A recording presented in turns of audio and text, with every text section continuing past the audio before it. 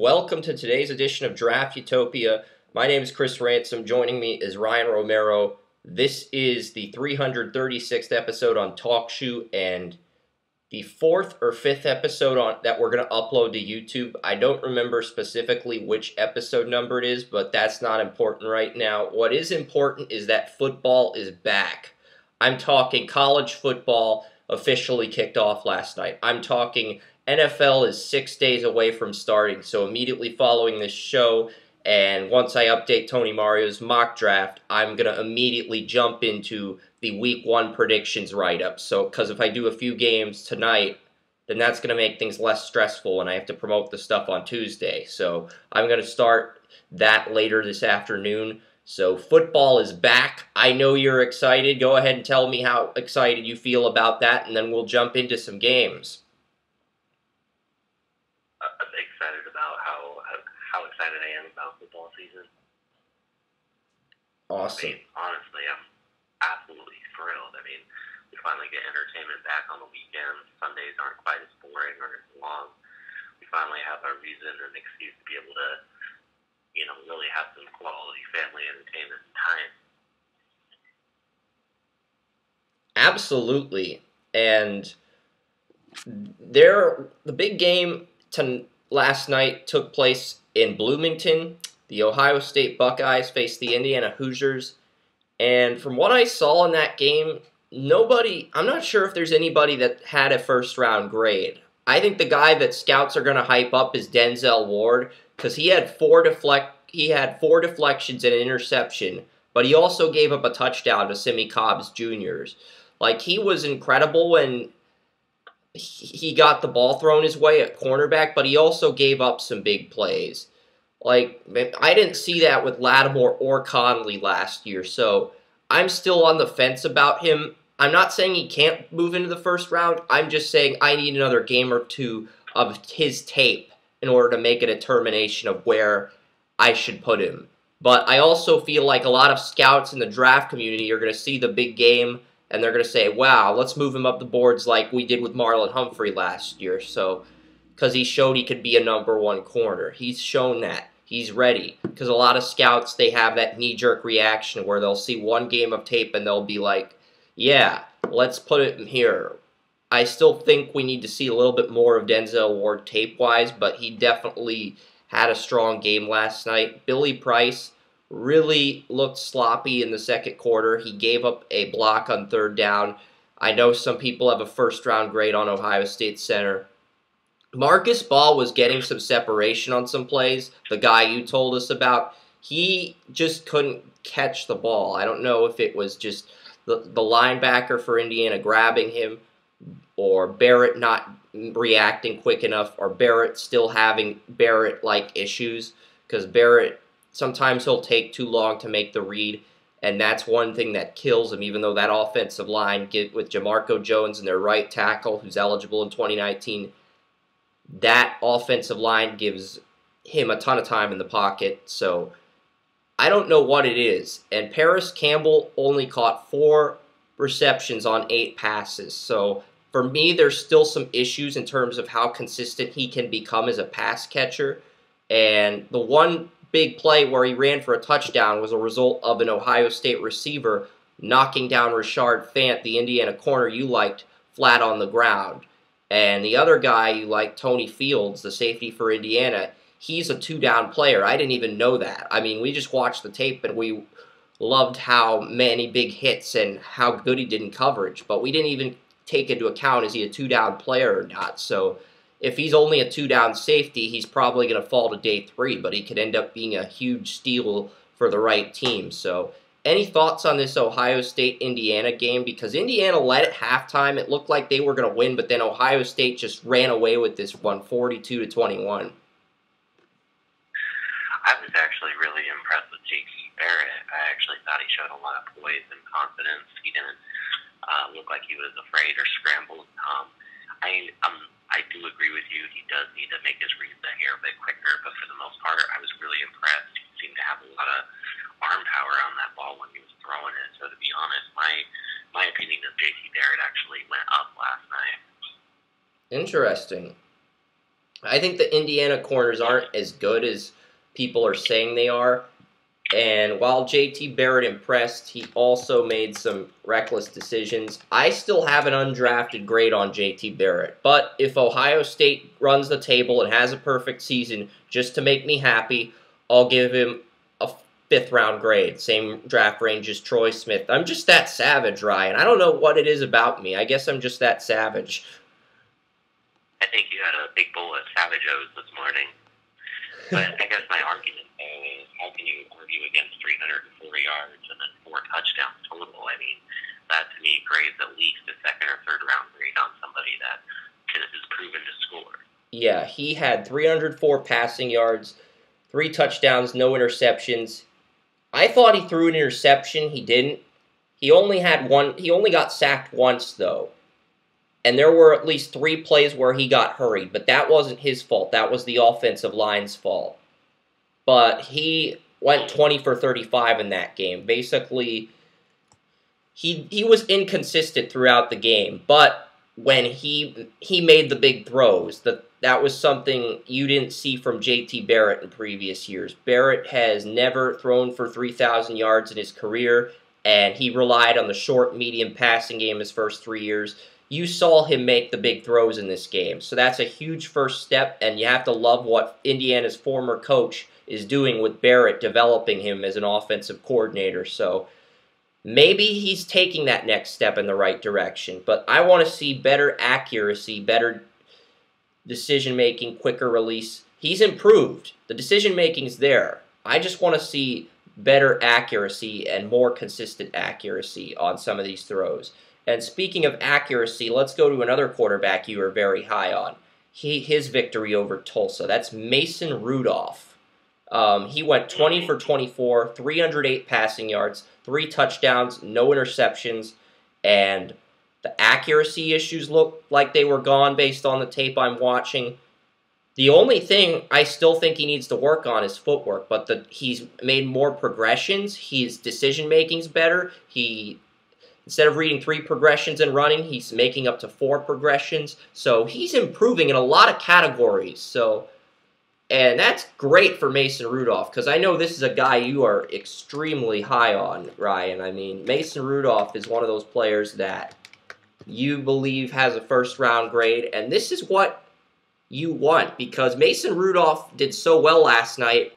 People are already saying that he has a chance to go top 2 now if he plays like this the rest of the season, because 20 for 24, 303 passing yards, 3 touchdowns, no interceptions, was not sacked once, and completion percentage of 83.3%. So, I mean, it's only 1 game, and it's 1 game against a mediocre Tulsa defense, but Mason Rudolph, this game has people thinking that Mason Rudolph could jump into the top 10 or the top 5. If he can play like this versus Texas and Oklahoma, the toughest secondaries he has to face this year, if he can play like this versus those teams where he goes 20 for 24 against a team like Texas or Oklahoma, it's that kind of performance that's going to push him into the top 10. And if he goes to the Senior Bowl and does well there too, then all of a sudden maybe he goes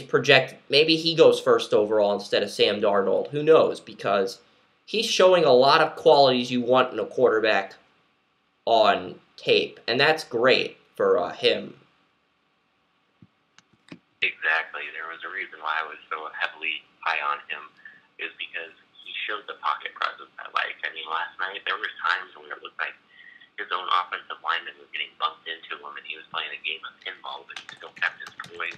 He was able to air out the ball.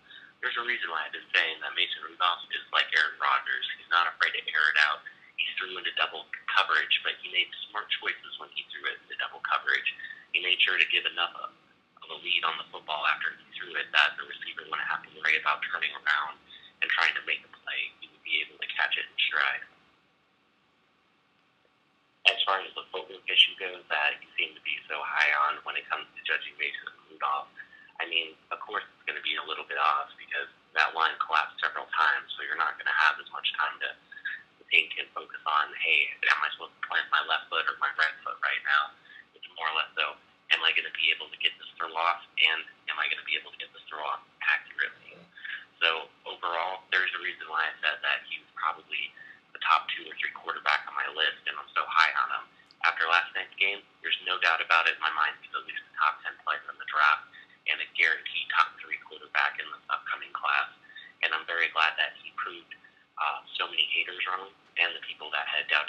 scouting ability problem. Yeah, and here were some of the weaknesses I wrote about Rudolph. I'm only reading this because I want to see how many of the weaknesses he corrected. So he displayed inconsistent accuracy last year. His accuracy was terrible on tape last year at times. He'd underthrow receivers. He'd only go 1-2 before taking off and running. He wasn't really a dual threat guy in my mind who could throw on the run. Had a horrible completion percentage. Sometimes he threw into coverage, yelled at his teammates so he could communicate well, but he needed to develop more composure. He tapped the ball a lot like Josh Rosen, but he had terrible footwork. Everything except his footwork, he looked like he corrected last night. And that offensive line did not give up a single sack, so he looked a lot better. So we'll see. Maybe Mason Rudolph can sneak into the top 10. I still have him at 4 behind Baker Mayfield, but I've got a feeling that in the coming weeks, Mason Rudolph's going to jump ahead of Baker Mayfield because Oklahoma goes to Ohio State in week 2, and it's in Columbus. It's the home opener, and after how Ohio State started against Indiana, you know that crowd's going to be into it, and they're going to be doing everything they can to try to throw Baker Mayfield off his game. I guess my only concern when it comes to rating Mason Rudolph, though, is he a product, though, of Washington's success at the receiving position? Because let's face it, Washington definitely almost looks like a Terrell Owens type of player to me. Yeah. So I think next week when they go to Ohio State and take on that defensive secondary, that's going to be a great test. If Mason Rudolph does well... Wait, Ryan, Oklahoma is playing Ohio State. Mason Rudolph... Oh, it's easy. I was talking about the quarterbacks I had ranked ahead of Mason Rudolph, but I was pointing out how Mason Rudolph could jump Baker Mayfield if he keeps playing like this. Oklahoma is playing Ohio State next week, and we got to see what Baker does in his opener before we really judge him, because it's like, if he does badly against Ohio State on the road, that gives Mason Rudolph, who's not playing Ohio State, a chance to jump him, an opportunity. Do you see what I'm saying? Oh, okay, I see what you're talking about. Do you agree with that? Honestly, I can agree with that. To be honest, based on quarterback comparison as far as the Mason Rudolph and Baker Mayfield go, I almost want to say I think Baker Mayfield might struggle against Ohio State. But if he does well, I think it goes to show the claim I had made about him being a safe pick in the draft stands true. Yeah, I think if you want to look past the threats, like the early DUI, then he is a safe pick. I'm not sure if he's an upside pick, but he's a safe pick because he completed 70% of his passes, voted team captain multiple years, can make all 6 progressions, can play under center. He might not possess that elite arm, but he is a guy that just does everything well on tape. And that's why he's a safe pick. As far as intangibles go, he has the best intangibles in the draft. That's why Baker Mayfield's a safe pick, in my opinion, Ryan. So, can he maintain that at an NFL level? That's the question with Baker Mayfield. But with Mason Rudolph, it was like he had the physical tools. Could he just develop the mental intangibles? And you can tell his mental intangibles have already gotten a lot better so far this season. But it's only one game, so we'll see what happens. We're going to see a lot of stuff as far as controversy goes as the year progresses. And you brought up James Washington. Mason Rudolph, the one touchdown he threw to Washington, he actually underthrew the ball. And the scouts were saying, well, Mason Rudolph doesn't get props for that. He underthrew the ball. Washington bailed him out. And I can agree with that to a point.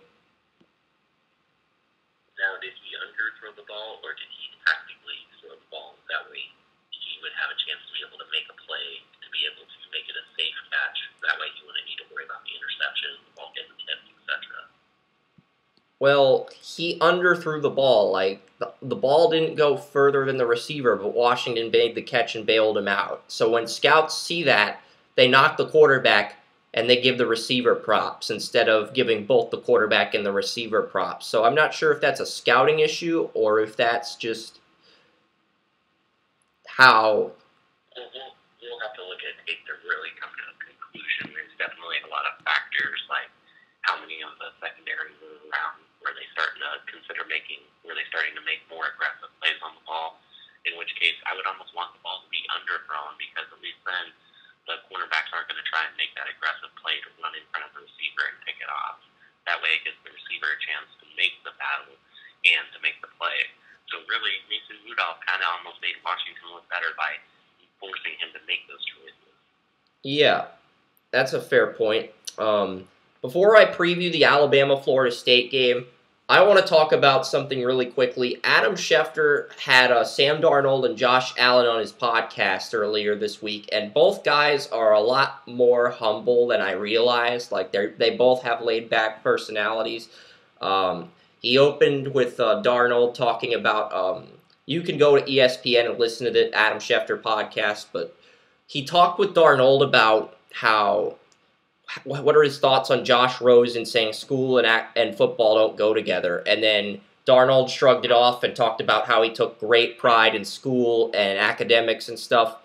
And it kind of sounded like he wanted to go back to school if USC doesn't make a deep playoff run or if he's not the consensus #1 pick, because you could tell he was passionate about his academics and his schoolwork as well as football. So there was some stuff to like there, and he was just really friendly and likable in the interviews. And same with Josh Allen. Schefter asked, if you could have dinner with 3 people in the world, who would it be? And then Josh Allen, Darnold mentioned 3 quarterbacks, Tom Brady, etc., etc.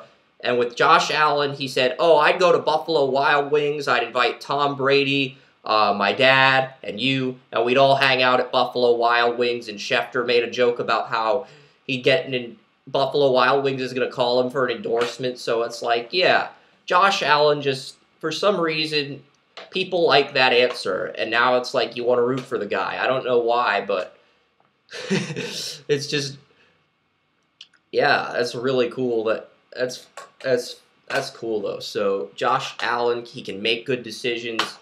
And if he corrects his issues, because he got voted team captain for Wyoming, if he can correct his accuracy and decision-making, he has a chance to move into the first round as well, because he got voted team captain, and like Darnold, he sounds really humble in the interview. So that goes a long way in him boosting his draft stock, because he's Carson Wentz. But there's accuracy, questionable decision-making, progressions need work. There's different things with Josh Allen's game that need work, but they're the same things Mason Rudolph needed work in, and if he corrects those things, he'll move up the boards as well. Any thoughts on these quarterbacks? Because we do need to see Darnold versus Western Michigan. We need to see Josh Allen in a road environment in Iowa. But those are the 2 guys that were on Schefter's podcast, and they both sounded a lot very professional, and if their tape backs up how they interview, then they're probably both going to be the top 2 quarterbacks selected, like in April, like Tony Mario's been saying for months.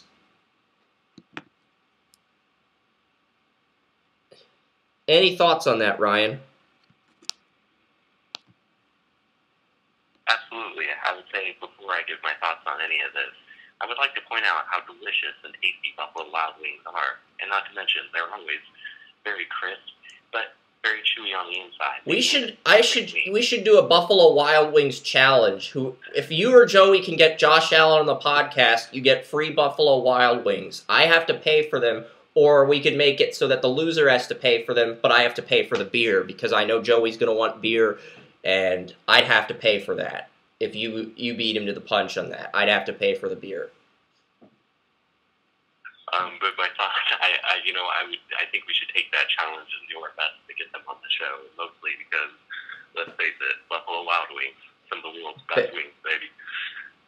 All right, now that we got our, I can't wait for next week until Josh Rosen talks about how much he loves Dave & Buster's, and then the scouts will be like, well, he complained about how football and school don't go together, and or is he serious about being a quarterback? Chris, it's been proven video games help with eye-hand coordination. So it has. A contributor to its success. That's true. That's very true. But scouts might have this misconception. We're wonderfully happy with that. It's true. Go ahead, Ryan. What I mentioned my criticisms of Darnold. I'm very curious to watch him play this year because of that accuracy issue, and then just kind of the way he threw the ball. I mean, there's something on tape that I'm just not quite sold on. After I heard that he was going to work on some of his mechanics, I'm very curious to watch to see if he plays with these new adjustments consistently throughout the season. Now, as far as Allen goes, I said it before and I'll say it again. Coming out of that system at the University of Wyoming, I'm a huge fan of it. I think he might have more success than a lot of the other quarterbacks in the draft. And I think maybe we as scouts are actually doing a bad job and not giving him enough credit. Yeah, I mean, he had a 5-interception game versus Nebraska. He also had sloppy tape versus Boise State, Colorado State, New Mexico, BYU. He wows you physically, and he can run like Aaron Rodgers, but as far as intangibles go, he still has some work to do. He can make 4 progressions, can develop that 5th progression, and the footwork's there. You just want to see better ball placement on 7-step drops, and you want to see better accuracy. Like, the footwork is there with him. The ability to play in any offense is there. The football IQ, the leadership, the hand size, most of that is there with Josh Allen. And that's why a lot of people have a top 5 grade on him. And his favorite team is the San Francisco 49ers. So I feel like if you're the 49ers, you should just take Josh Allen over Darnold, because if that's his favorite team growing up, he'll be even more committed to working to make that team better.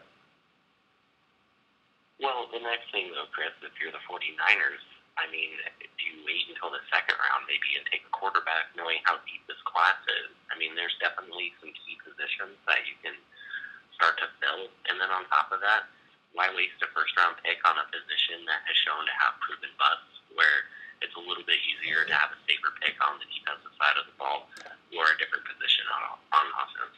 Yeah, for weeks I've been going wide receiver as well, so there's definitely some things to like about Josh Allen, but again, he had a 5-interception game against Nebraska, and he goes on the road to face Iowa on Saturday, so how's he going to do in that road environment? Is he going to play turnover-free football and just light and wow people? Because I know that, I think Mark Suba said that Josh Allen's a guy he thinks is going to bust, but he's also a guy who's probably going to get picked in the first round, just based on his physical tools and everything he brings to the table. And that's a valid point. So we'll see what happens with Josh Allen, because he's a player that's on the brink of moving up. Like, if he has a big game versus Iowa, I'm probably going to move him into the first round and maybe even move him ahead of Lamar Jackson, just to create that knee-jerk reaction, just to create that shock value that's going to get us more readers. Because I could see the 49ers taking Josh Allen. It's too like with him getting voted team captain and him answering a lot of questions I've had about his intangibles, I'm more confident in moving him up. But I just want to see him if he's corrected his accuracy on tape. That's what I want to see. So if he does that, I think you can make the case for moving him up. You know, I can agree with you on that. To me, I feel like Baker Mayfield is almost like a Sam Bradford. I just want to see him be healthy and continue to play with, like, I guess you would say, play with the core values of being a quarterback, work on your intangibles, continue just to put in the work and practice. And I think Baker Mayfield will have a good career. However, I think he needs to go to the right team with a decent offensive line. He's not one of those quarterbacks that will be able to take a lot of pressure of having a bad offensive line. And I also think that's why I made the Sam Bradford characteristic comparison as well. Same kind of issue. Yeah. He's more durable than Bradford, but at the same time, limited arm strength, limited size. He's smaller than Bradford. He doesn't have the arm Bradford had before his shoulder surgery, so it's going to be interesting to see what happens with these quarterbacks, because there's a lot of things to like. And without any further ado, I'm going to dive straight into the Alabama-Florida State matchup. This matchup is huge, and I'm going to try to find the notes section. Okay, here we go. I got notes on my phone, but yeah. Alabama versus Florida State, there's 9 different matchups. We got DeAndre Francois versus the Alabama secondary. The Florida State quarterback, it's a sophomore redshirt. I didn't do a write-up on him yet because I don't think he's going to declare for the draft. Unless he wins the Heisman as a sophomore redshirt and Florida State's unbeaten in the regular season, 300 yards, 340 yards versus Alabama in a neutral game. If he has those kind of numbers in both contests, but he throws picks in a rematch against Bama, then yeah, I could see him surging into the first round. But it's too early for me to. I want to see what he does versus Bama before I put him on boards, because that secondary for Alabama has Minka Fitzpatrick, Tony Brown, Ronnie Harrison, Hootie Jones. All 4 players are in the top 140 on the new draft game on Draft Utopia, which we just updated the other day. So DeAndre Francois is going to be facing a really good secondary, and Florida State's got 2 running backs going up against these Alabama front 7 players. You still have Rashawn Evans and Sean Dion Hamilton, Daron Payne, Deshaun Hand. There's some good players back, so Florida State's offensive line really isn't that good this year. I mean, they've got Brock Rubel, who's a late-round pick, but that's it. So I'm looking through these first 2 matchups. Any thoughts before I get to the big matchup between Auden Tate and one of the Bama corners, whether it's Minka Fitzpatrick or Auden Tate? Any thoughts on these matchups? I'm thinking that Francois, it could go either way. And then Florida State, I'm going to give the Bama front 7 the edge over Florida State's running backs. But those are my thoughts on those first 2 matchups. My thoughts are, honestly, I'll give Alabama the advantage in almost every single matchup. They're a recruiting powerhouse. They've shown that time and time again. Not to mention the amount of skill and talent they have on that team right now, especially on the defensive side of the ball, is absolutely unbelievable. Clearly, these coaches in the development program are doing a spectacular job. I can honestly say I think Florida State might throw a minimum of 3 interceptions.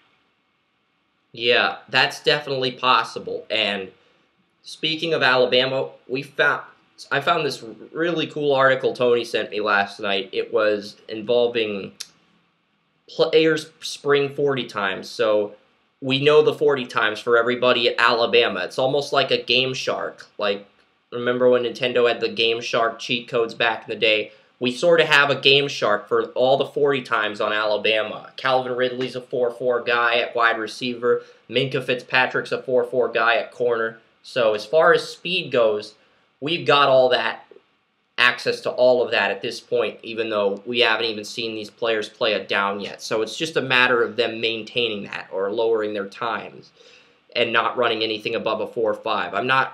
I don't really put as much stock into the 40 time as I do overall technique, but now that I know that about some of the Bama players, it makes assessing them a little bit easier because I don't have to pay as much attention to that at the combine because I sort of know what I'm getting. But Auden Tate is a Florida State receiver, and he had 100 receiving yards in each game. So if Auden Tate can actually play well in those games, then Auden Tate's got a chance to do something special because I believe he is a first-round receiver, and he just needs to step up to the plate and have that big game where he's the man. And this is a perfect opportunity against Alabama. I'm actually going to give him the advantage over these Alabama corners, even though it's really close, and I could see Alabama's corners just shutting him down flat in his tracks to the point where he goes back to school for another year of development. I almost see that. However, I think Auden Tate's a pretty good guy. I think he has the physical traits, especially with the big catcher-like committed hands that he has. So I think that he will probably be held to under 100 yards, but it's not to say what his performance is going to be like because it also depends on how well his quarterback plays. I'm going to go out on a limb and say we get 7 receptions, 61 receiving yards, and 1 receiving touchdown from him. All right, I'll tell you what. I will say 5 receptions for 80 yards, and I'll say have that 10 reception game like he had against weaker corners. So we're both on the same page there. Now, if he does get over 100 yards and he has one or more touchdown receptions, that will show me that he is very capable of being a top 10 pick and maybe one of the safest picks that we've seen in a long time. Yeah, if he can do that versus this Alabama team, he will surge up a lot of boards. And I might even at that point I might even have to move him ahead of Cortland Sutton. I don't know. I'm not going to panic and say that yet. I want to see if Sutton corrects his hand catching. I'll leave the top three as is with Christian Kirk, Cortland Sutton, and Auden Tate, my top three receivers. I'll leave that as it is. So we'll see. I'm not going to make any more assessments at this point. The next matchup is the Alabama running backs versus Florida State's linebackers, and I have to give Alabama's running backs the advantage here. It's not that Florida State has bad linebackers. Matthew Thomas and Jacob Pugh are two guys that scouts are really high on. The thing is, Alabama just has more depth at running back. They've got two 2018 running back prospects in Damian Harris, the guy Mark's high on, and Bo Scarborough, the guy Ryan's high on. They also have a 2019 first-round running back in Joshua Jacobs, and they landed the #1 overall recruit as a true freshman. On top of that, yes, that's right, the #1 overall recruit in the country is a 5-star recruit at running back for Alabama. He may not play much this year, but Alabama's 4 deep at running back, and they never redshirt true freshmen. So this is arguably Alabama's deepest team at running back since they won the title in 2012 over LSU. Because that team had Trent Richardson, it had Eddie Lacy, it had Derrick Henry as a freshman, I believe, and then Kenyon Drake. So that team was really deep at running back, and this team might even be deeper at running back. So I think for that reason and for Alabama's history with their offensive line, they do have 3 offensive linemen that could go early in the next 2 drafts. So for that reason, I have to give Alabama's running game the advantage because they're just so much deeper at running back than they've been in previous years. You know, whoever's doing the recruiting for the running backs or whoever's coaching them, they definitely deserve a promotion and a raise, that's for sure. Yep. Absolutely. Nick Saban needs to go into his top secret Batman vault and get them a bag of money. So my question to you then, Chris, is does Alabama's running game get more or less than 150 yards? I think we could see as many as 200 rushing yards, and I know that sounds excessive, but their running game is just that potent. Their backfield is just that potent, and I want this to be a close game. I'm hoping Florida State wins in like a 27-24 or high shootout type game, but we could end up seeing Alabama run away with this to the point where they just blow out Florida State. I don't want either team to blow out the other team because that's just going to... It's like this is #3 versus #1. We want excitement. We want a close game. If this game is going to be a blowout, it's going to be a letdown. But I could see where Alabama would blow out Florida State. I can't see Florida State blowing out Bama, but I can see Alabama blowing out Florida State, and I hope I'm wrong about that. Now, if Alabama does blow Florida State out like that, I mean, does that kind of give you more of a confidence booster that Alabama would win the national title this year? Probably. There's still enough competition. Probably. I think Alabama is my pick to win it this year, so that's definitely something to keep an eye on. Now, the next matchup features Alabama wide receiver Calvin Ridley, who I'm not that high on, and Florida State cornerback Tarvaris McFadden, who I love tape-wise. But I know people who love Ridley tape-wise, and they dislike McFadden, so this is sort of a toss-up. But even though I have a second-round grade on Calvin Ridley, if he dominates versus McFadden, he's back in the first-round discussion. Just like that, he's back in that conversation, and he's in the receiving group. So even though Kirk and Sutton are my top 2 guys, I think the wide receiver 3 competition is wide open. You can make a case for James Washington. You can make a case for Calvin Ridley if he does well versus McFadden. You can make a case for Auden Tate if he does well versus Minkah Fitzpatrick. It's still wide open, and this week we're going to get a much better idea of who really deserves to be that guy. Because that's... I have a question. Yeah. Better game than Calvin Ridley or Auden Tate? It's a great question, Ryan. I'm going to say that Auden Tate has the better game. I'm going to say Calvin Ridley is limited to 6 receptions, 60 receiving yards and 2 receiving touchdowns. I respectfully agree with that. So, I think Tate gets more receiving yards, but Calvin Ridley gets more touchdowns, and it sort of evens out. And scouts are still debating which one is better than the other, but they're both higher on the cornerbacks, too. You know, I'm almost tempted to say that Ridley might have more yards than Tate, but I think Alabama will run screens to give Calvin Ridley that chance. Yeah. Jalen Hurts, the Alabama quarterback, versus Derwin James and Trey Marshall. They're both safeties for Florida State, so can Jalen Hurts use his eyes to navigate the field and recognize where those safeties are? Because in the spring this year, Jalen Hurts had a 40-yard dash time of 4.45. So we've never seen a quarterback run a 4.4 at the combine, and Hurts started right away as a freshman, and he's gotten a lot of exposure, so if he fixes his issues as a quarterback and really works on that in these next 2 years, then Jalen Hurts could be a guy who just surges up the boards like Robert Griffin III. That doesn't necessarily mean he'll be successful in the NFL. I'm just saying he could surge up the boards like Griffin did. I can agree with that. But I'm going to give, I don't know why, I'm going to give Derwin James an advantage over Hurts, but I think Hurts can pick apart Trey Marshall. This feels like another toss-up. There are so many toss-ups in this game. You know, I will go on a limb, and I will say that Derwin James has at least 1 interception and 2 pass deflections. Yeah, I can agree with that. Either 1 interception and 2 deflections, or 2 interceptions and 1 deflection. I feel like his deflections could open things up for Trey Marshall, who I think if Alabama flusters in this game, I think Trey Marshall's going to be the man, because everybody knows McFadden, everybody knows Derwin James. People are sleeping on Trey Marshall, and it's not even funny. Like, he's a 4th to 5th round guy, but people are discounting what he can do because they've heard about Derwin James. They've heard about Tarvaris McFadden. And that's going to motivate Trey Marshall to make a big play. So I think Trey Marshall's going to be the guy who actually steps up and gets a turnover for Florida State in this game because of that.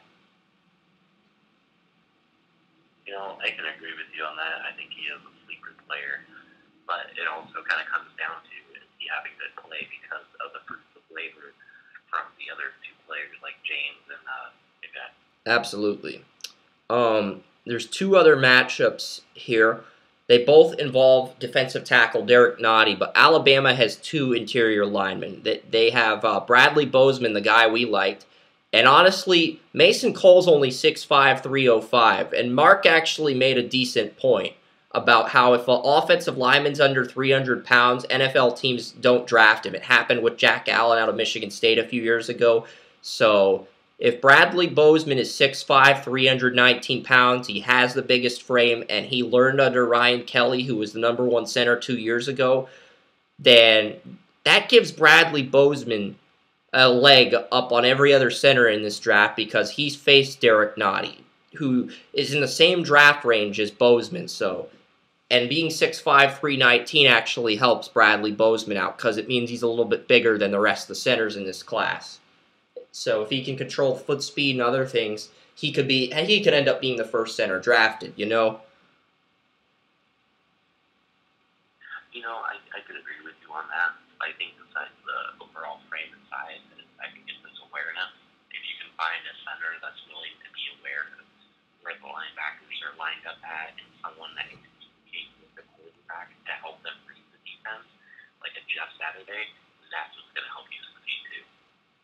Yeah, because Max Turek was the center at the USC Trojans 2 years ago, and he entered the preseason as the #1 center in the country, but he suffered a season-ending injury in October. He fell to the Chargers in the 3rd round, and he hasn't even started for the Chargers yet, and that was in the 2016 draft. And Ryan Kelly was a 3rd rounder at that time, but he ended up starting every game and being the #1 center drafted in 2016. And Bradley Bozeman looks like he's in a very similar situation, but this is a defensive tackle that's really going to test him, so how is he going to do when he's tested? Because that's another big factor when it comes to assessing his tape.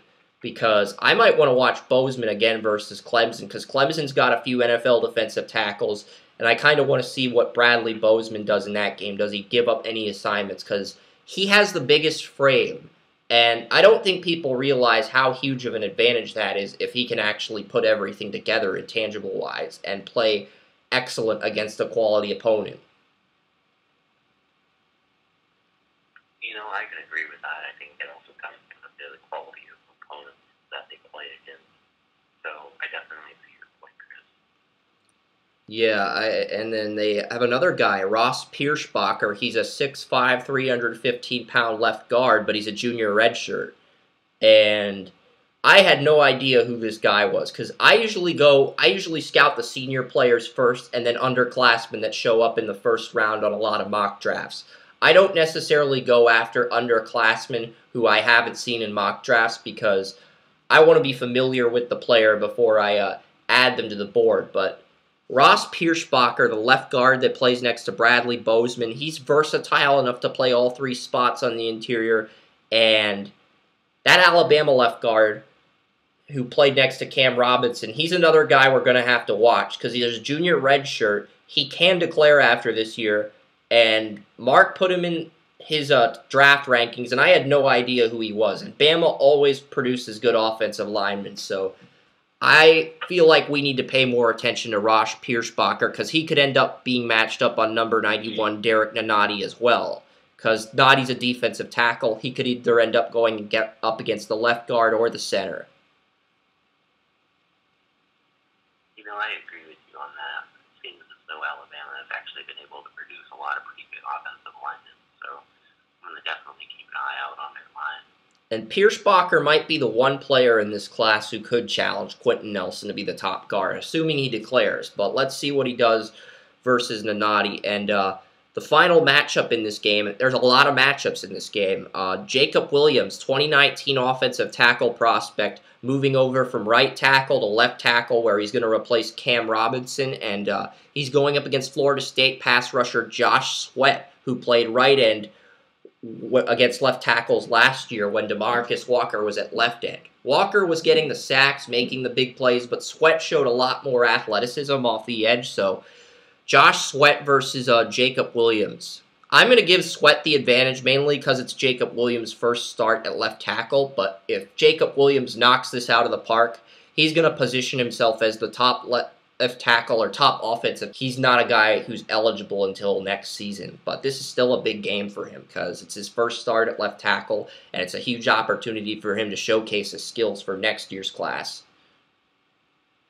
Now, Chris, does he have some pretty quick speed on him as far as football go? He's 6'5", 302. He's not as big as Cam Robinson, but his foot speed is a lot quicker tape-wise. I'll tell you what, I'm going to give him the advantage because of what you had said about the defender being a little bit more athletic. So I think having an athletic, strong left tackle is actually going to be able to give him the advantage on that because he's going to be able to keep up. He doesn't need to worry about getting beat. The key is going to be if he can engage and maintain his block, he'll be okay. Yeah, and with all these 9 matchups, it's literally going to be like watching a chess game for me because I'm going to have to take notes on every single matchup as the game is going on. And we'll see what happens because there's a lot of interesting matchups in this contest between Alabama and Florida State. And we'll do like a predictions and a final score thing, and then we'll get into some of the other topics, which I'm sure will be a lot quicker because they're not football topics, and usually those topics go by a lot quicker because football is the most interesting sport. That's what the bulk of the topics on our podcast are about. But, yeah. So plus football's right around the corner. That kind of helps, too. Exactly. So, any final score thoughts? I'm going to pick Florida State to win, but I also feel like Alabama could win this game. I just don't want to see either team blow out the other team because that will absolutely kill it for me as a fan. I know the Indiana-Ohio State game was close in the first half, and then Ohio State just ran away with things in the second half. So, yeah. I will say that Alabama beats Florida State, and I think it'll be 38-35. And I will even go as far and say I sort of think what's going to happen is one of these teams wins it, and then they lose in the title game to the other team, because this game is going to be in Atlanta, where the national championship is going to be as well. So we could see the two teams who are in the championship game play in the same stadium on opening day, which has never happened before in the history of college football. That's why I think we could see a rematch between these two teams in the championship game. The possibilities on the table. It comes down to where they're seated, though. First, it comes down to whether both teams make the playoff. Then it comes down to where they're seated. Because if they're seated in the first game, then they won't play in Atlanta. They'll play to get to Atlanta. But there's other variables and things we can worry about later. Real quick here, I've previewed 10 different NHL teams. We're going to each pick a team from those 10 teams. I'll read the list of teams I previewed, and we'll pick which of those 10 teams, which of the bottom feeders is going to turn things around and make the playoffs, because we don't have time to preview 10 different NHL teams in depth. So the 10 teams are the Vegas Golden Knights, the Colorado Avalanche, the Vancouver Canucks, the New Jersey Devils, the Philadelphia Flyers, the Dallas Stars, the Arizona Coyotes, and then there's the Buffalo Sabres, the Detroit Red Wings, and the Florida Panthers. Those are the teams that picked in the top 10 of the NHL draft. The team in the Eastern Conference that I think really completed themselves is the Philadelphia Flyers. That's mainly due to the addition of Nolan Patrick, who they got second overall. I like what Dallas did as well. They hired a coach that specializes in developing defenders in Ken Hitchcock. They got Ben Bishop, a goalie from the Tampa Bay Lightning, who got the Lightning to the 2015 Stanley Cup. And they've made some really good decisions through free agency as well with Martin Hanzal. The other team that could be great, the dark horse, is the New Jersey Devils. We had conversations about them because both of their wingers had 50 points. And you put those guys with Nico, that offense takes off. Plus, the Red Wings aren't going to play Rasmussen this year, and their defense is a little more suspect now that I realized it. So, what are your thoughts on any of these NHL teams that were bottom feeders last year? Who do you think is going to turn it around? I'm going with Philadelphia and Dallas as the two teams in the playoffs, but what one NHL team do you really think has a chance to turn things around this season, Ryan?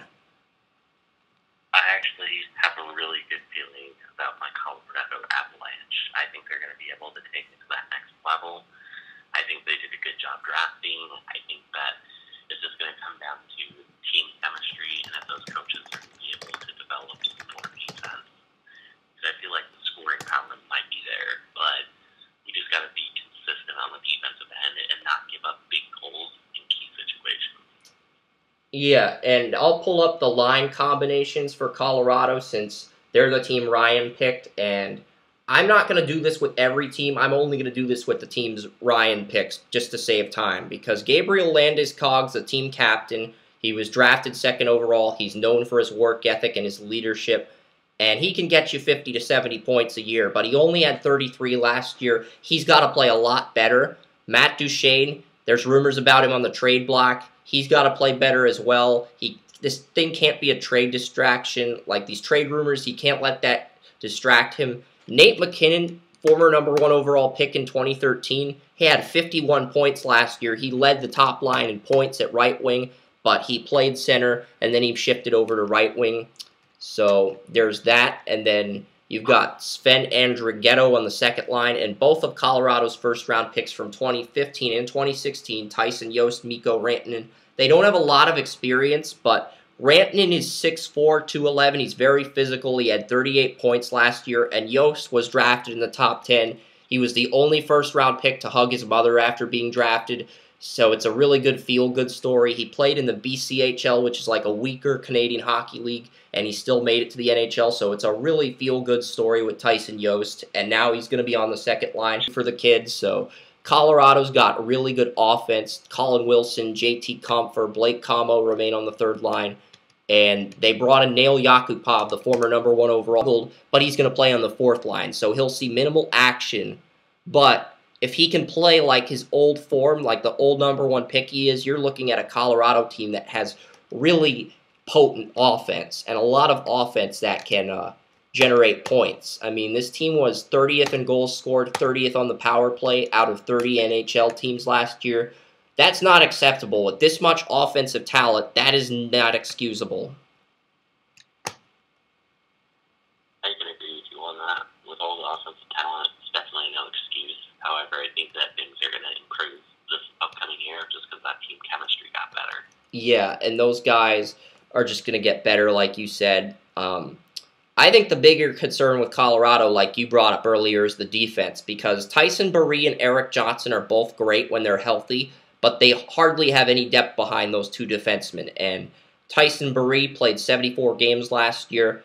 Erik Johnson only played 46 out of 82 games, and Erik Johnson was drafted ahead of Jonathan Toews in the 26th draft, and Toews has led the Blackhawks to 3 Stanley Cups. So the Blues drafted him number 1 overall, then the Avalanche traded for him. The rest is history. He's turned things around in Colorado, but one issue Erik Johnson's always had is he could never stay healthy over an 82-game season. Durability wasn't an issue before he joined the NHL, but it became an issue once he stepped onto the ice healthy, because Nikita Zadorov only had 10 points last year despite being 6'5", 230. Mark Barbero, 6'1", 207. He's a big body that can hit. Anton Lindholm had 0 points last year, but he got promoted to the third line, and Chris Bigras only had 3 points. He's on the third line. So that third line for Colorado's defense is really suspect. And if somebody like Tyson Barrie or Johnson gets injured, then that means you've got to promote one of those third line guys who's terrible up to the second line, meaning they get more minutes. And one of the other guys on the second line gets bumped up to the first line, and they have to face really good skaters like Tyler Seguin or Jonathan Toews or Sidney Crosby. And you don't want to put a line 2 guy who only has 10 or 13 points up against somebody like a Crosby or a Ovechkin or whatever, because that's just not smart coaching. So Colorado's defense has a chance to do something special, but they have to stay healthy. I think we both agree on that. You know, I agree with you. As long as those 2 players are healthy, the defense will be okay. But that's the thing, though, Chris.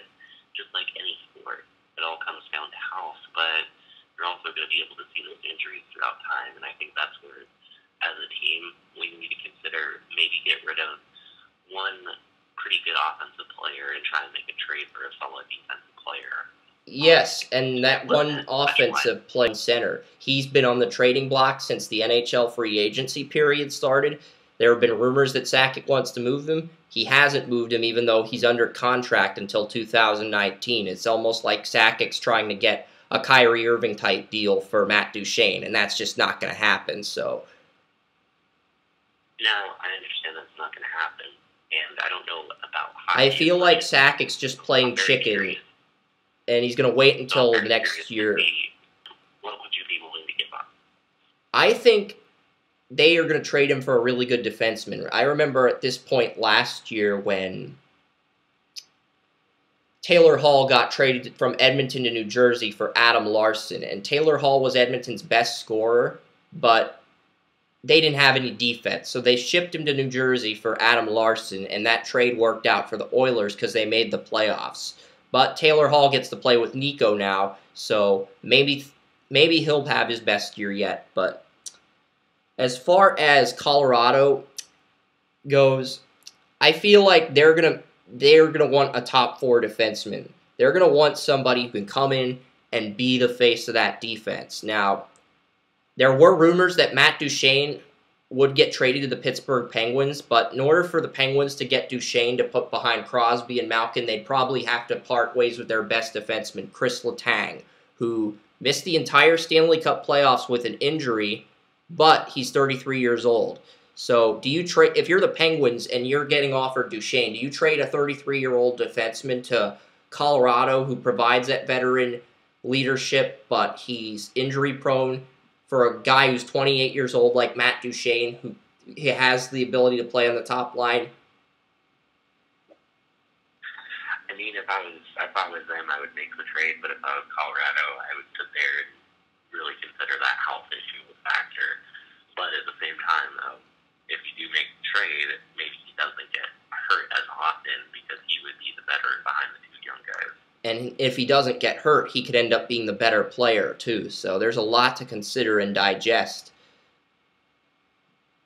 Yeah, that's definitely something to think about. It's Joe Tactic's going to make a lot of tough decisions. All right.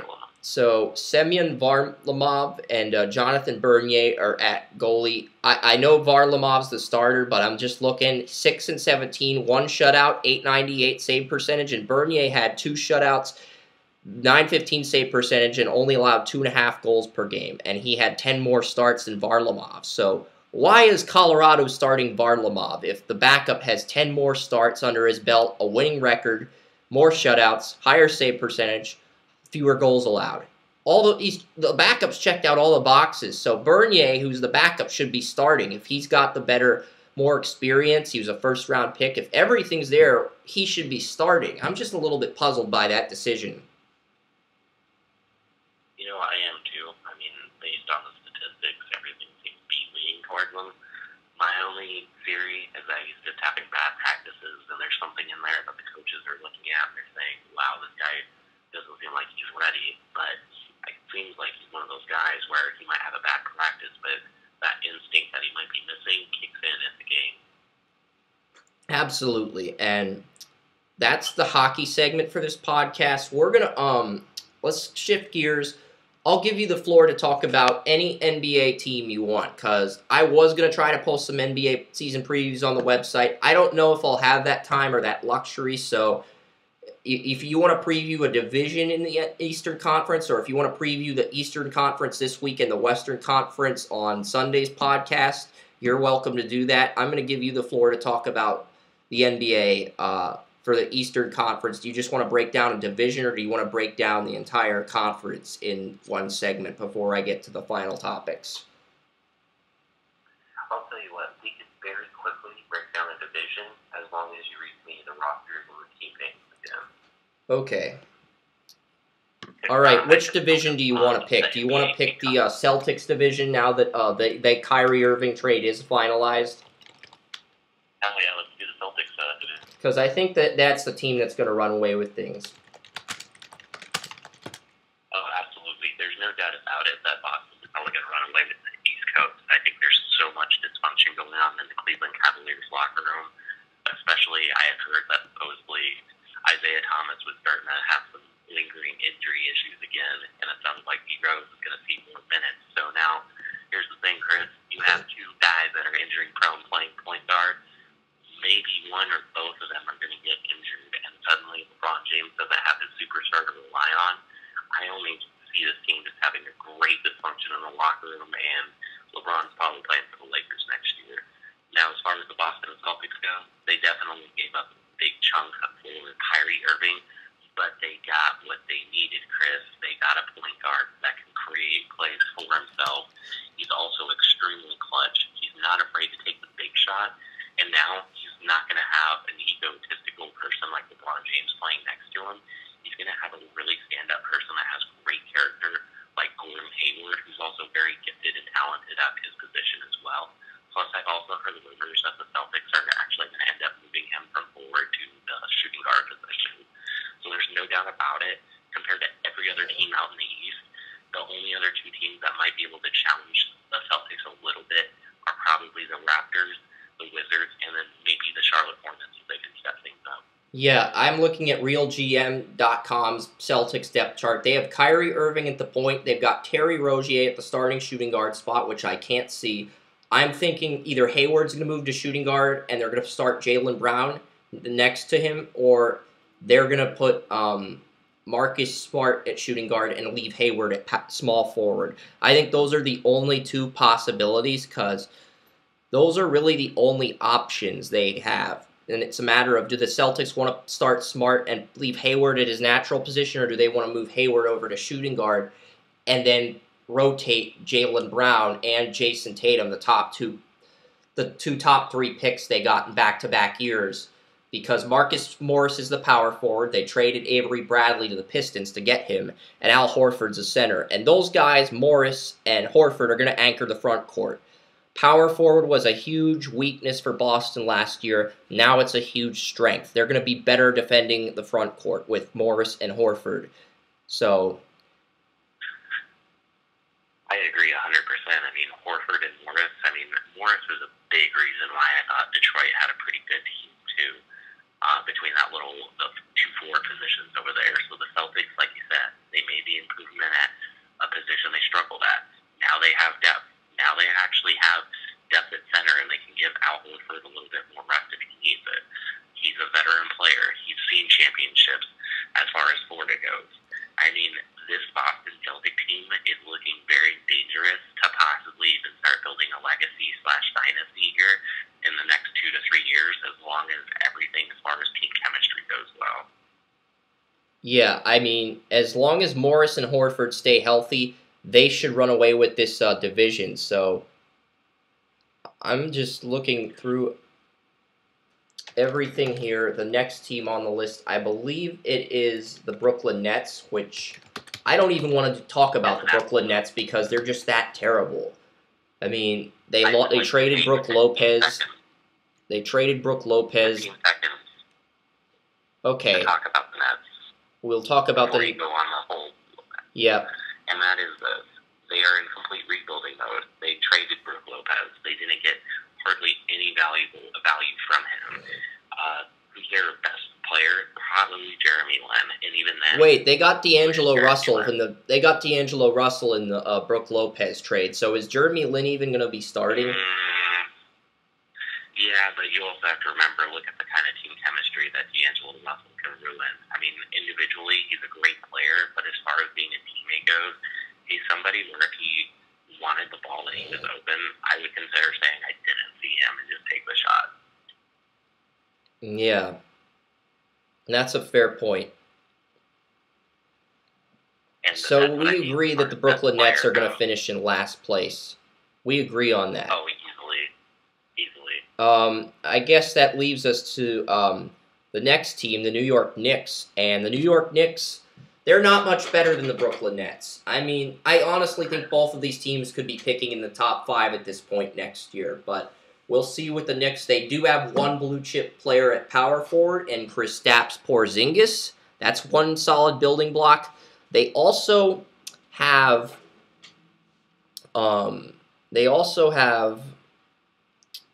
Well, they have Porzingis. They have Joakim Noah, but he sucks now. He's not like...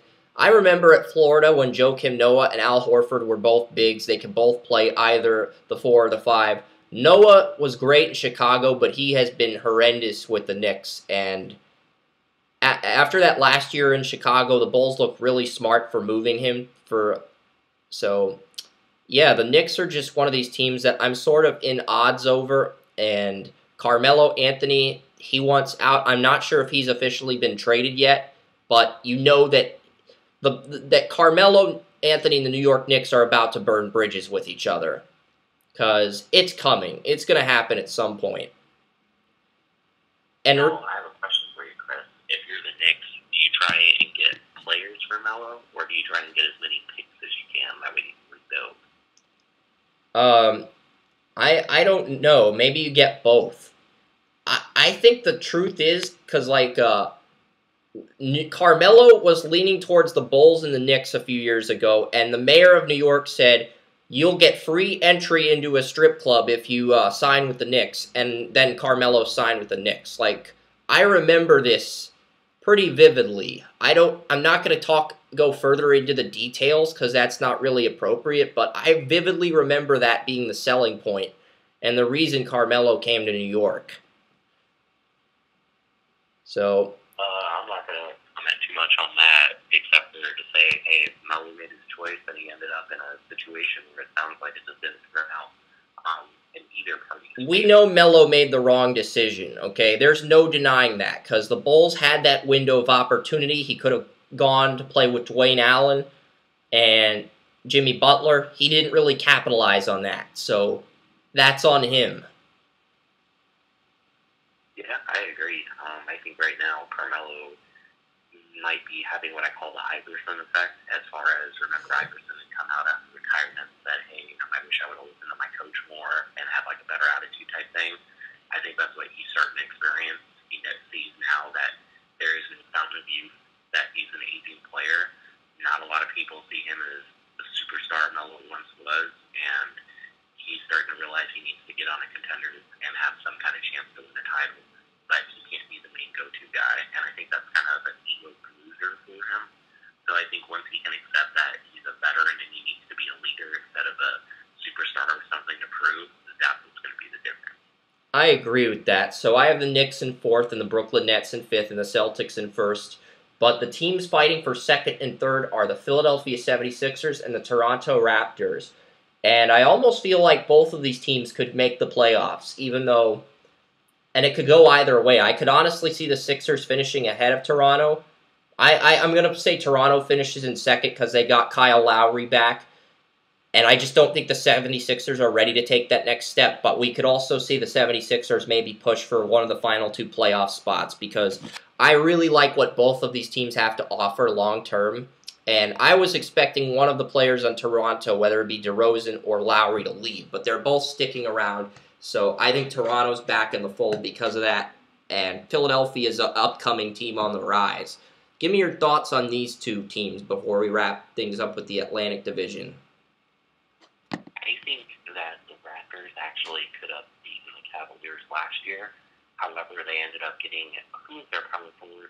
They had just traded for him. He ended up getting injured, I thought. No, it was Lowry that got hurt. Yeah, Lowry got injured at point guard.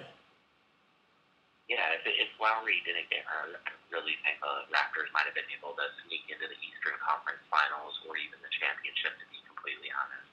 People don't give them enough credit. I, for one, was one of them last year. I was like, who the heck are these Toronto Raptors? It must have been a one-and-done trick pony. Because I love the Toronto Raptors. I mean, I was telling people when the Raptors took Jacob Poeltl, that big center at Utah, this team was on the rise. This team is going to become a force. But then I was like, well, they're going to lose Kyle Lowry, so now they're going to suck again. And they're not going to lose Kyle Lowry. So I agree with you entirely, Ryan. That's an excellent point. You deserve a taco for that. So the Toronto Raptors are definitely a dark horse in the Eastern Conference. Yeah, no, I like I said, I mean, it just kind of comes down to they're just underappreciated and overlooked. If they stay healthy, they don't lose Lowry, expect to see them quietly get into the Eastern Conference Finals and possibly compete with Boston for that spot in the championship to represent the East. Now, as far as the 76ers go, Chris, the 76ers must be listening to this podcast because they did what I wanted them to do. They moved Ben Simmons from the small forward position to the point guard position where he's going to be able to succeed a lot more because he's a better point guard as far as characteristics go. He has laser-like passing. He can run the floor and start fast breaks. Now, if he stays healthy and Fultz stays healthy, because I know Fultz had a minor injury this summer, I think that the 76ers are on the rise for sure. I think they have a very strong chance to get a wild card spot. In fact, I was really low on the 76ers, but now that I've seen them make the adjustments that they needed to by moving players to different positions, I'm actually really starting to get sold on Philadelphia and being an up-and-coming rising team here in the next 2 to 3 years. That's an excellent point, and I do agree with that. So that's just something to keep an eye on with the Philadelphia 76ers. I honestly think we could see Boston and Toronto. I think the 3 power teams in the Eastern Conference are going to be Boston, Toronto, and Washington, and we're going to see either the Wizards or the Raptors play the Celtics. I mean, without Kyrie Irving, LeBron James probably loses in the divisional round. Even if they get a good draft pick next year and they're able to remain a playoff team without LeBron James, which would be a miracle.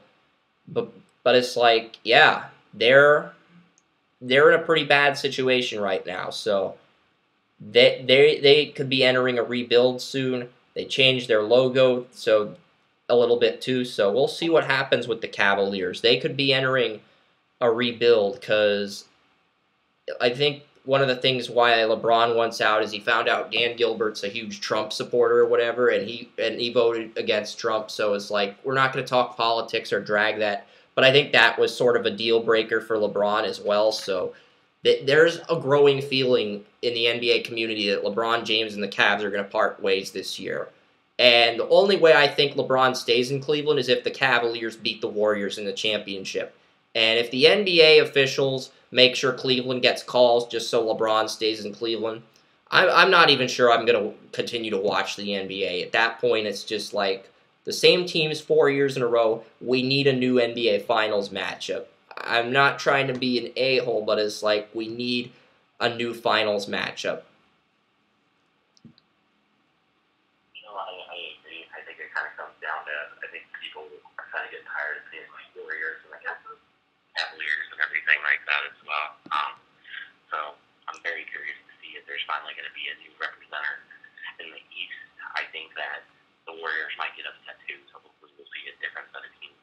I think there's 3 or 4 teams that can upset Cleveland. I like Boston, I like Toronto, and I like Washington. Now, the Charlotte Hornets, they got Dwight Howard. If he could put his ego aside and compliment Kemba Walker, I think they could actually pull something off. I think they could actually beat Cleveland if Dwight can put his ego aside and just take a backseat to Kemba Walker. Because they have a lot of talent in place. They have Michael Kidd-Gilchrist, who can be effective. He just needs to stay healthy. I mean, they're a lot better than most people realize. I'm not saying they're going to make the conference finals. They're not that good. But I'm just saying they might have a chance against the Cavs. That's it. Yeah, no, I agree with you on that. Not trying to say that they make the finals or get that far, but they at least have the chance to compete, and I think that's what matters in the end for that particular team as they continue to try and get their stock on the rise here in the next coming year. Yep, and next we were going to talk about Giancarlo Stanton. I know he's a baseball guy. He hit like 50 home runs. He's actually been in a slump, which makes you even more curious about, because you made a joke yesterday or an opinion piece how you think he's doing steroids. He's been in a slump lately. Even though he's hit a lot of home runs, now he's in a slump. I don't. Did you jinx him, Ryan? You know, I think it's possible. I think I might have put the old Romero jinx on him. I haven't even bought his jersey yet. I'm afraid if I do that, he might get traded next year.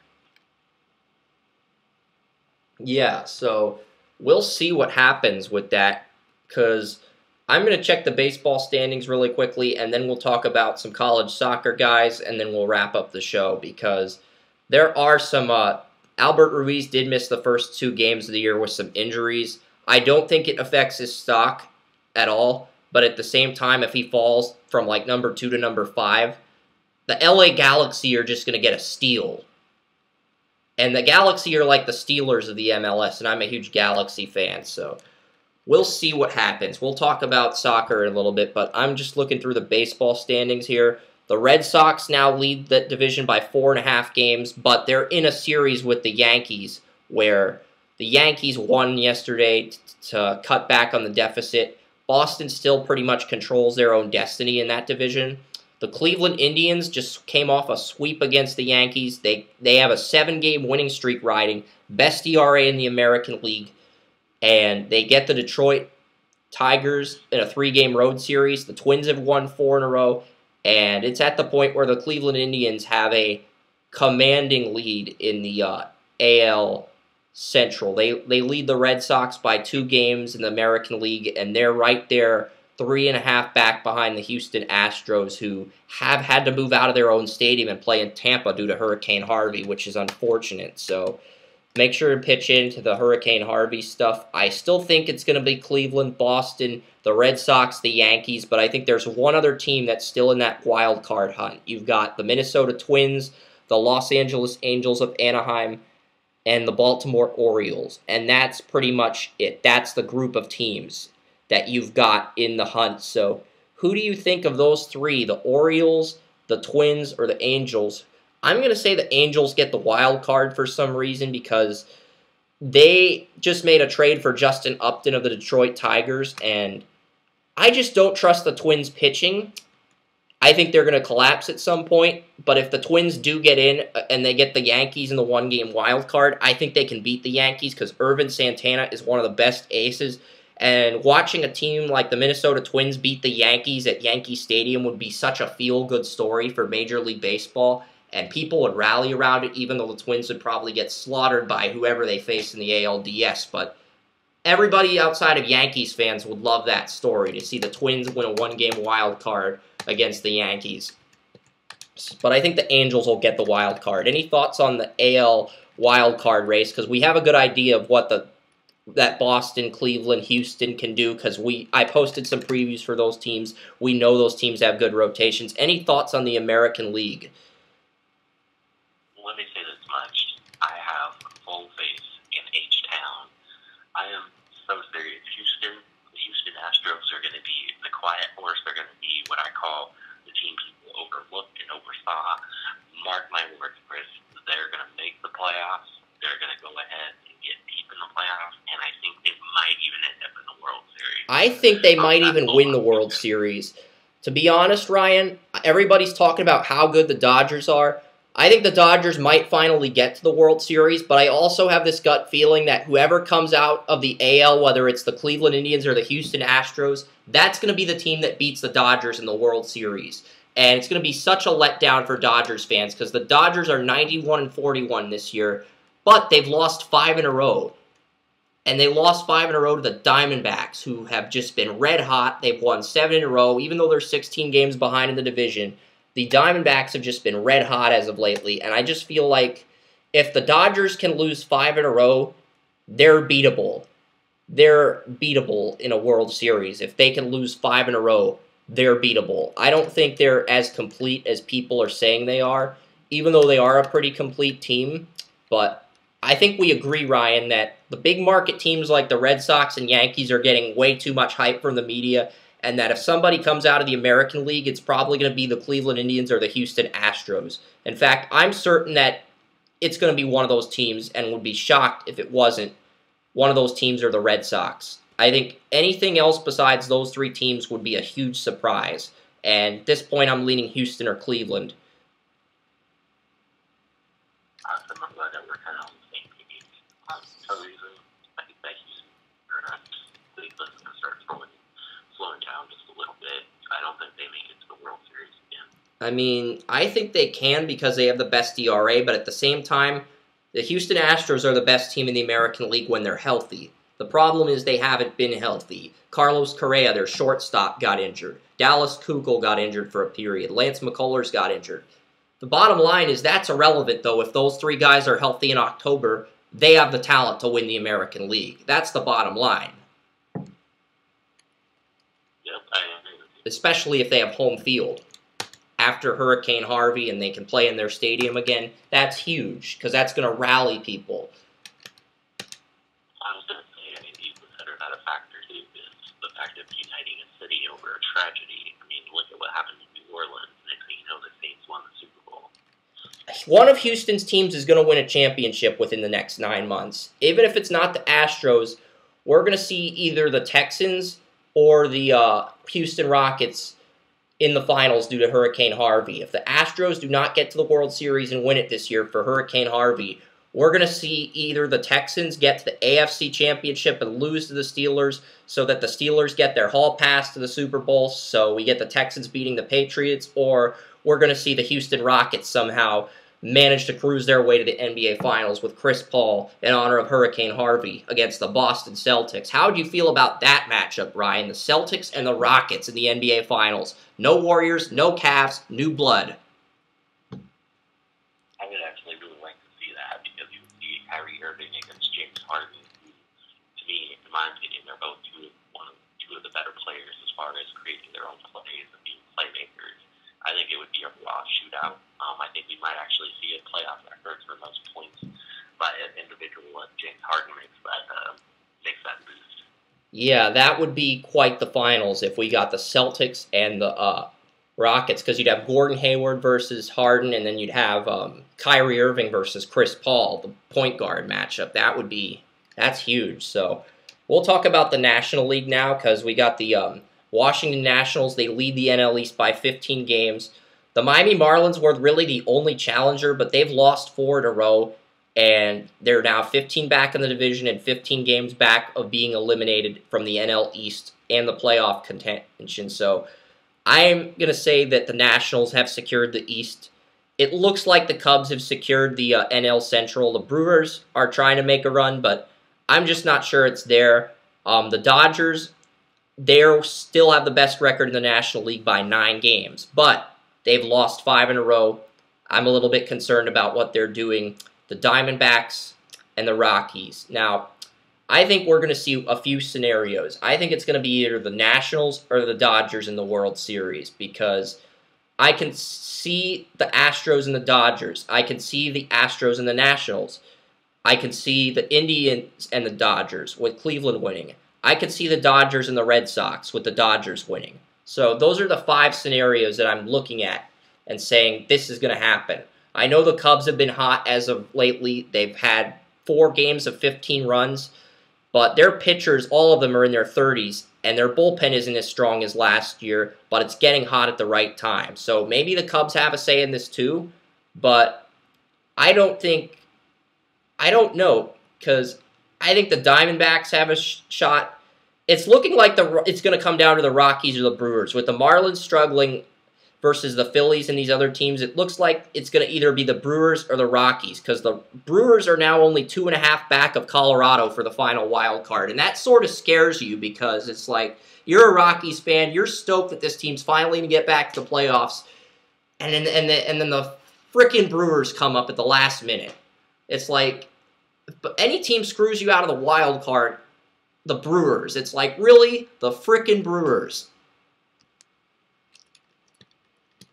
You know, honestly, yeah, for Colorado kind of having a record to choke, except for that time they made it to the World Series, I think that we might actually end up losing that playoff spot, which really hurts me to say that because I do love the Rockies.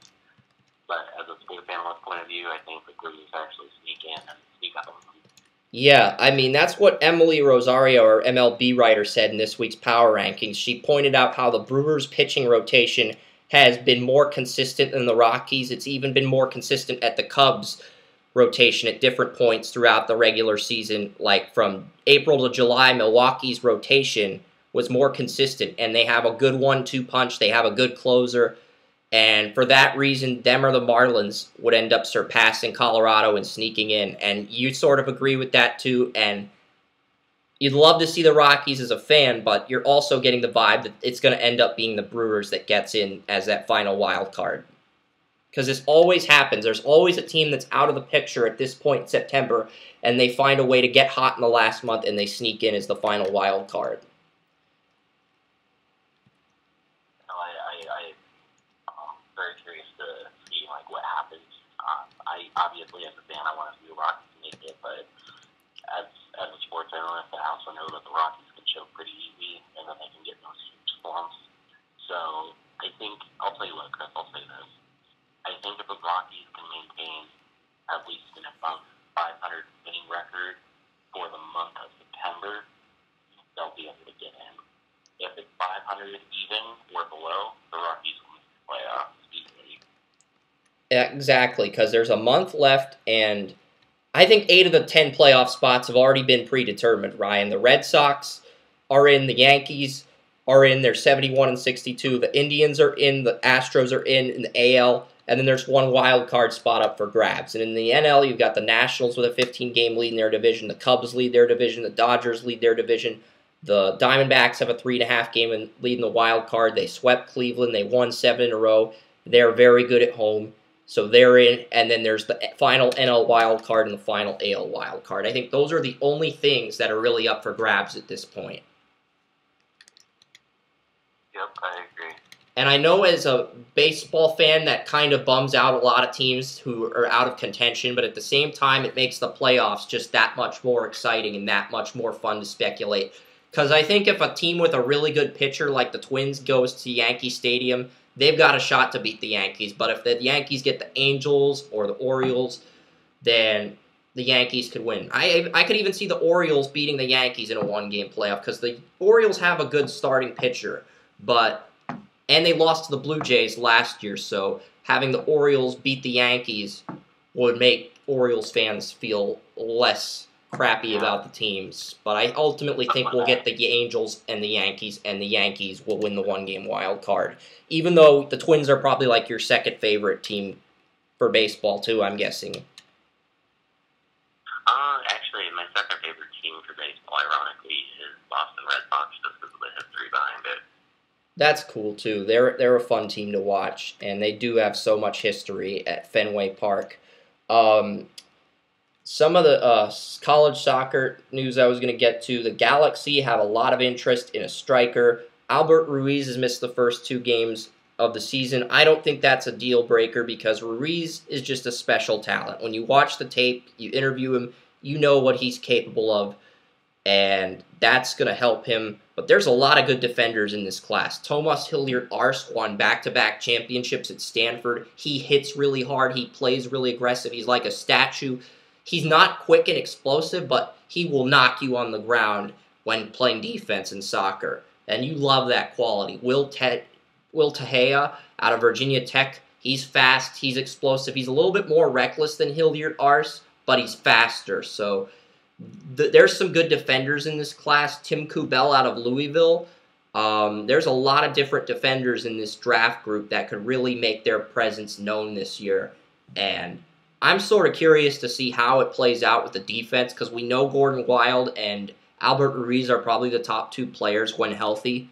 But I'm just really curious to see what's going to happen with defense because I think there's a chance one of the defensive players could surge up the boards if Wild doesn't get off to a hot start or if Ruiz just keeps missing games with injuries. Like, there might be that window of opportunity for a defender to move up to number 1 in the draft. I think it's a lot more wide open because Top Draw Soccer actually has Hilliard-Arce, the guy who led Stanford to back-to-back championships, at number 1 in their preseason draft rankings.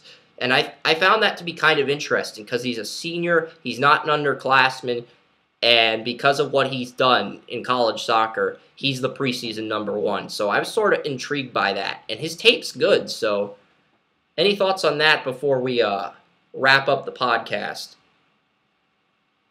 Nope, really. I don't really have a lot to say except we're excited for when October comes. Maybe we'll post his tape in college soccer, and I can ask you about it at a later point. And we'll end the show right now on that note, because you got to get to work soon, and this has been a fun podcast and all, but I also have articles I need to update on the site. So for Chris Ransom and Ryan Romero of TRC Sports Group, this is our NCAA Kickoff show. So long from the Utopia of Sports. We'll see you Sunday for some NFL talk and Alabama-Florida State recap. Have a good evening. So long from the Utopia of Sports. Talk Shoes page. I have to reload Talk Shoes page. If Kern were here, he'd do the doot. Oh.